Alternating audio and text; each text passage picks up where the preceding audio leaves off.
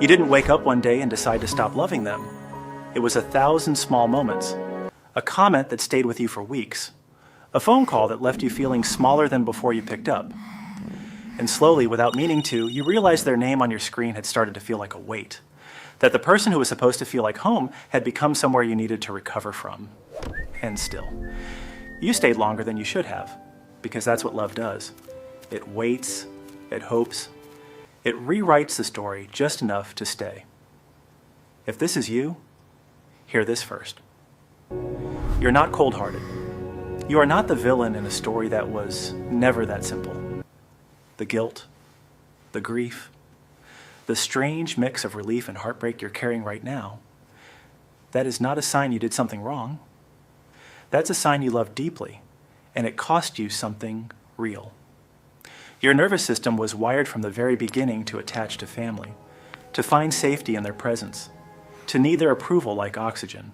So when those same people become the source of the pain, something inside you short circuits. Because how do you grieve someone who is still alive? How do you mourn a relationship that technically exists, but emotionally ended a long time ago? What most people misunderstand from the outside is this.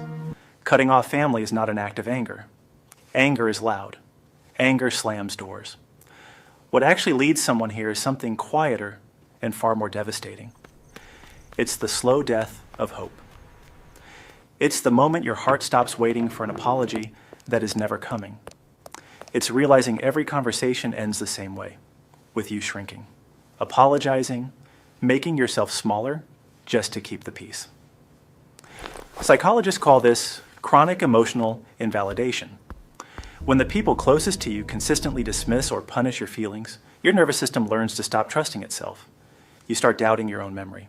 You carry shame that was never yours to hold. But here's the part nobody talks about. The moment you finally create distance doesn't feel like freedom. It feels like standing in the middle of something broken, not sure if you're the one who broke it or the one who survived it.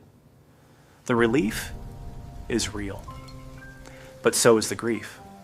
And both living inside you at the same time is one of the most painful, most human experiences a person can go through. You might grieve the family you wished you had more than the one you actually did. That imagined version, the one who showed up, who listened, who made you feel chosen. That loss runs deeper than anyone on the outside will ever understand. But quietly with time, something begins to shift. You stop flinching when your phone rings. You start hearing your own thoughts without someone else's voice running over them. Your nervous system slowly remembers what calm actually feels like. Think of it like this.